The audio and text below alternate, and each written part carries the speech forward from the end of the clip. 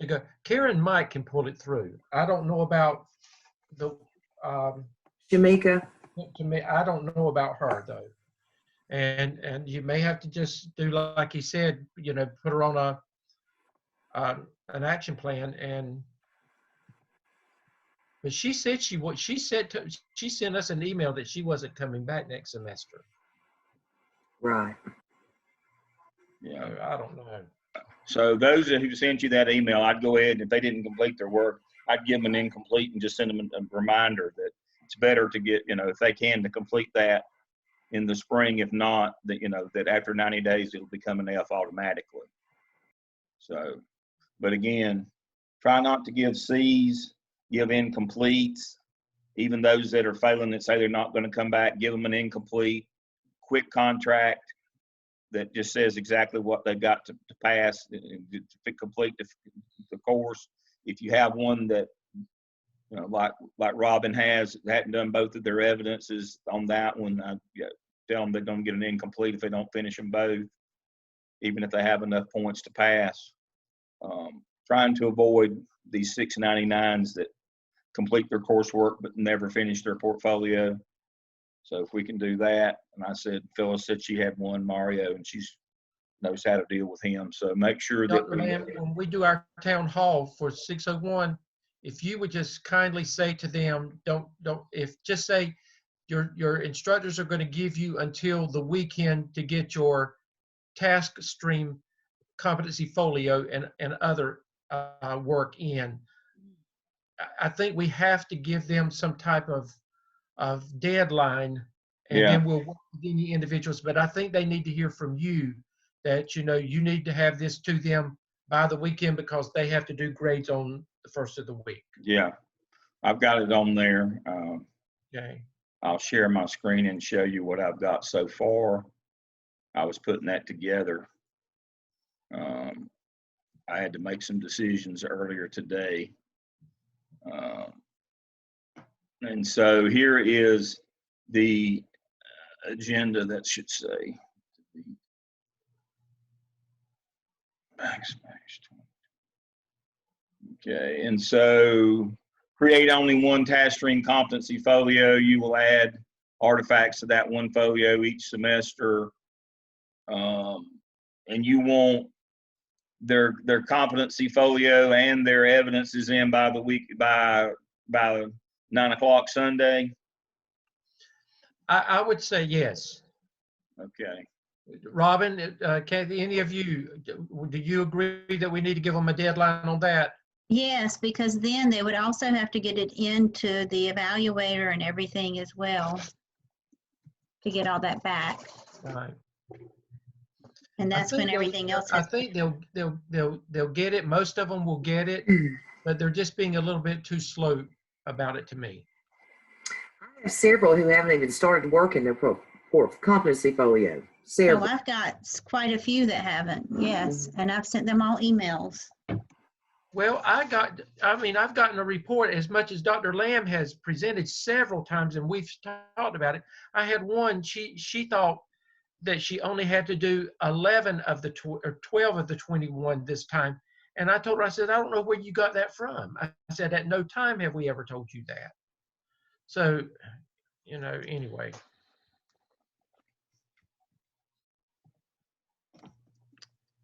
All right. So 9 p.m. Sunday. All right. We'll have that.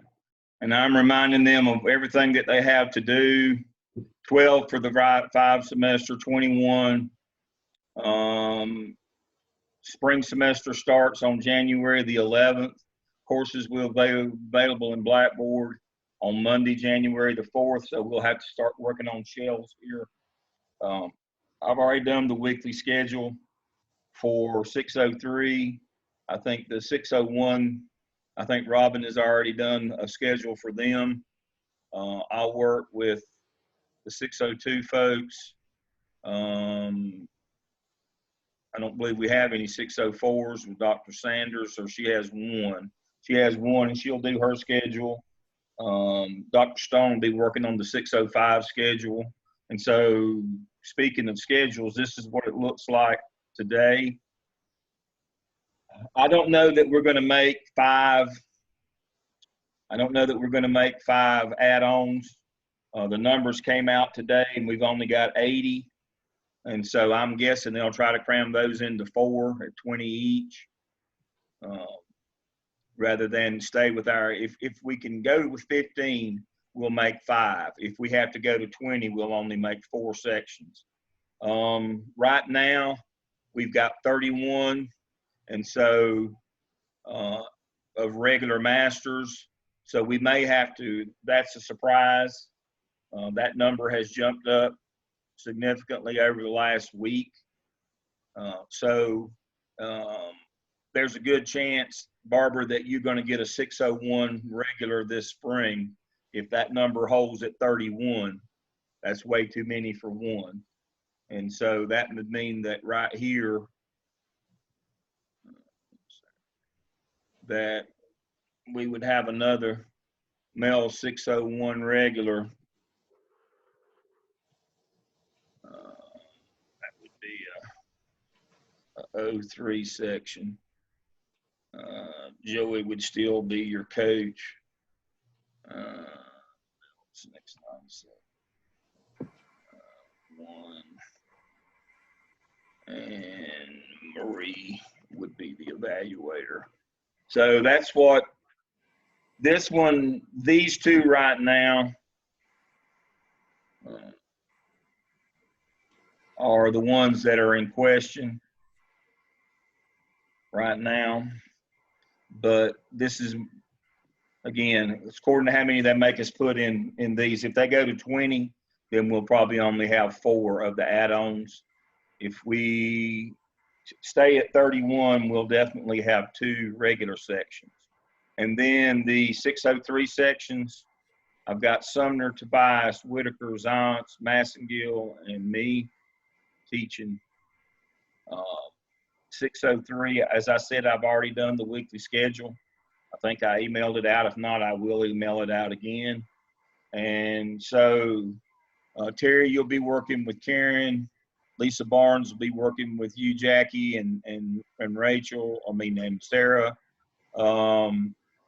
Rachel, you and Doug, I'm going to break in some new people this semester. If these are the 3 that are in Blackboard training right now. 3 more haven't gotten there yet. They haven't gotten all their paperwork done. And so I copied y'all earlier today. Rachel, you'll have Hunter Jolly. Doug will have Chena Caton, and I'll have Anna Maraglia. Those 3 are doing their Blackboard training right now, and I'll talk with y'all more specifically about them. Malia's got the O section of 602. Dr. Sanders has the 03 section. Joe will continue to coach those. Dr. Sanders will have a regular section of 604. And Lisa Barnes will coach them. She'll continue to coach them. And then Steve, you've got, as we talked last week, you've got 2 regular 605s. Joe will continue to coach them. And the evaluators are as listed.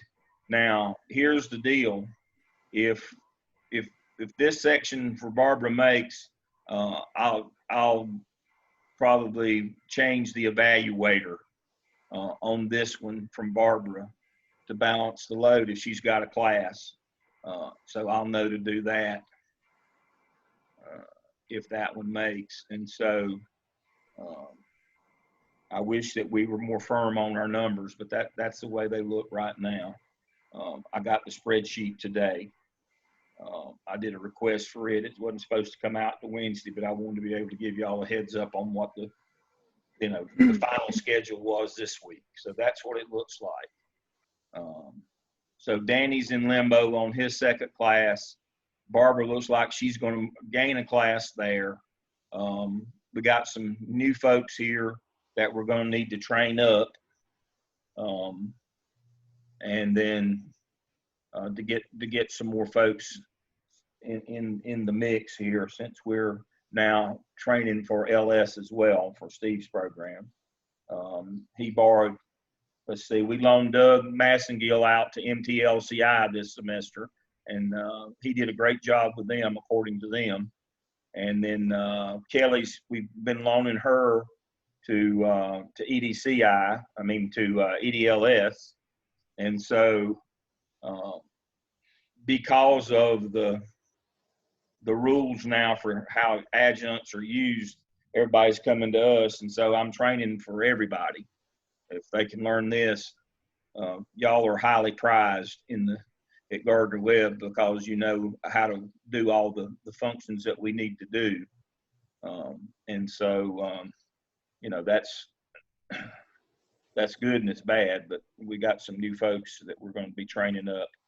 And of course, we'll go forward with them, but I'm looking forward to working with some folks. But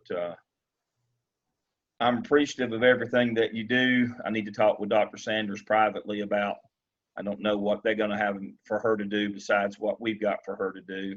Everybody's getting pulled in different places. Steve, he has to teach in the doctoral program for Steve Laws, and I'm teaching 2 courses in OL this spring, doctoral courses.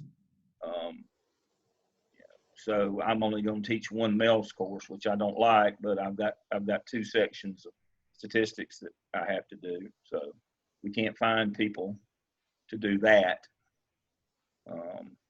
Not to do both qualitative and quantitative in the same semester. Nobody wants to tackle that. If I'd had Harry, it makes my beard fall out to teach that. I have 1 section this time. It's not the easiest thing to teach qualitative and quantitative in the same semester. And so it falls my lot to do that. And I know, I was talking about Dr. Sanders. I don't know, I'm guessing they're probably going to, with the numbers that Dr. Bull was talking to me about a couple of weeks ago, I'm guessing that she may get pulled in a different direction as well. I don't know that. That's just my guess. And she's shaking her head. I know. The full-time people, we're getting pulled apart. So it's dependent upon, the point of that is not how hard we're working or to complain, is that I understand and I know that y'all are the hard program. We have to have great adjuncts or we won't make it. And y'all are great. We won't make it without y'all, because we're being pulled into so many other directions, the full-time people, because there's so few of us to meet all the requirements that different CAPE and NCAPE and all these other DPI, to meet all these metrics. The full-time faculty are getting pulled in other directions, which is not good for programs, except y'all are probably better than me anyway. So, it actually probably benefits our program, but they get some different perspectives. But it's getting tougher and tougher. Money-wise, the faculty is dwindling. The full-time faculty is dwindling, but we still have metrics that we have to meet for our accreditors in terms of full-time versus adjunct in certain programs. And so that's why we have to continue to bring in new people, because we're loaning people out. We're having to be loaned out. And at some point we can't be teaching 4 or 5 courses a semester. That's just not possible. We're pulling 3 already. So that's why we're bringing, it's not that I'm dissatisfied with who we got. We're just going to have more. All right. Questions you have for me? I see our time is about up. We're a couple minutes away. I appreciate all that you do. We've had a good semester. As tough as it's been, many people as we've lost. Prayers for Dr. Jeff Hamilton. He lost his brother to COVID over the holiday. His funeral will be tomorrow. His brother was staying at home, but the grandkids visited, I think, and he got COVID about 7-10 days ago. But he went to a ventilator pretty early, and so, but he didn't make it. And so prayers for Jeff. Lord, we've had so many folks. One of my friends here in the neighborhood, he just got out of ICU. He's doing better. But it's just touching everybody everywhere. You know, one of my doctoral students in OL, we lost her husband this semester early on, the Thursday before our first weekend class. Kim Roberts lost her husband, Leo. Heart attack as a result of having had COVID. Was only 48 years old, in good health. Kathy's had a tough time with her husband this semester. I mean, it's just all around us. But I want to give a praise, if I may. I brought him home today from rehab. Yay. Congratulations, Shay. And I want to thank this group. I have felt your prayers and your support, and many of you have reached out to me, text and email, wanting to know what you can do. And, you know, at a time like that, it's just knowing that you're there for me. And I really do appreciate it. And Danny, we've talked almost daily some days, and he's boosted me up sometimes at the time when I needed it the most. So I just want to say thank you to this group. Thank you.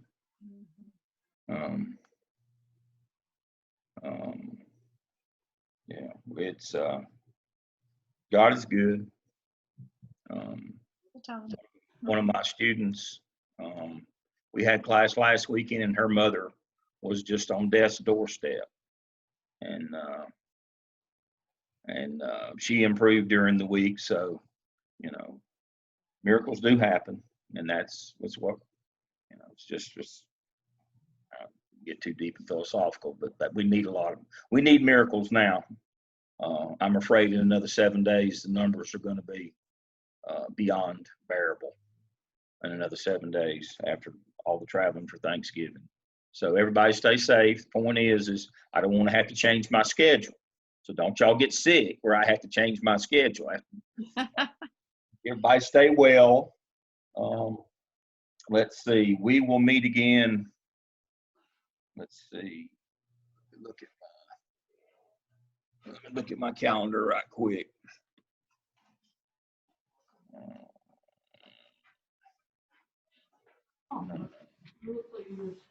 Let's see. Let me get this. All right, today's the 30th. 14th. That's after the semester's over. Steve is putting a shout out to Steve Stone. He's putting together a reception. You'll all be invited to our reception on Saturday, December the 12th at 1 o'clock. Graduation's at 10 that morning. Our reception will be at 1 that afternoon. And so let's plan on meeting, and I'll get you that information on the 7th. We'll meet next Monday, briefly next Monday at 6 o'clock on the 7th. And we'll finalize this semester and have everything ready. So our last faculty meeting for the semester will be on the 7th. We'll go ahead and meet again next Monday at 6. All right, and then go ahead and mark your calendars now. We're going to do a reception for all of our people on right after graduation on Saturday the 12th at 1 o'clock. And Dale, Dr. Lamb, also your students have been exceptionally well in getting me their picture and some information. I'm still missing 14 people. I've sent them another email today. You can just in your next class or in an email, just remind them if they've not responded back to me, please do so. It'll look funny if there's nothing for their profile when it comes up on the PowerPoint. So 14 out of 59, that's not too bad. So that's pretty good. All right. Okay. I think that's everything. We got to get ready for our next one at 7. All right. For those of you who, if you don't have the link, I've sent the link out. We're doing the final town hall for the 601s tonight at 7 o'clock.